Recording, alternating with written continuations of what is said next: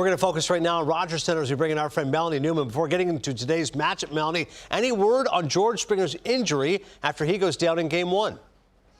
Yeah, good morning, guys. The good news is when all of the air went out of this stadium as George Springer ultimately hit the ground with that pitch, he is good. The x-rays came back negative. It was announced this morning, and they are hopeful to see him here today. They said, he's still going to be a little sore. Obviously, it's going to be some time in the training room beforehand. But for the most part, they're very hopeful that they're going to have him back in today. Now, of course, you do have to factor there's going to be some lineup changes given who they're going up against.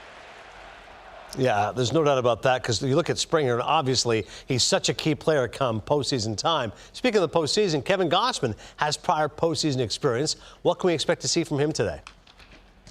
Guys, this is somebody who is so excited to come back into the American League East. He said he has all of his spots. He was thrilled just to feel like he was a little bit more at home again. And you do also have to factor in that he had a really good appearance down the stretch. Now, of course, it was cut short due to that laceration. He said he's been feeling fine. Of course, he did add the splitter is better the worse the blood blister is, and that it's something he's just learned to adjust to throughout his career. Not something you hear all the time, but it does just speak to the competitor that he has been overall. And you do have to think, too, this is somebody who's not going to be shaken because he has been in 3 wildly different environments through 3 different postseason appearances. Hopefully, like James Bond, he'll be shaken but not stirred.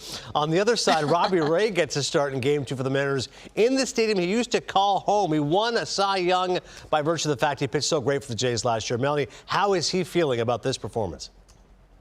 He's always very stoic when you talk to him, so you're never really going to get a peek behind that curtain truly when you're talking to him. But we also factor in this is the first time in postseason history that a pitcher is returning to face a team he had previously won a Cy Young with. And for Robbie Ray, the question here is he's facing a team that since August has hit more home runs than anybody else. And down his stretch, it was a little rough. He had a 5.27 ERA through his last 6 starts. He did give up 8 home runs along the way, but he's also very familiar to how the Rogers Center plays, so maybe he'll be feeding off of a little bit of that juice, as you can see ultimately what he was able to do last time he was here and called home.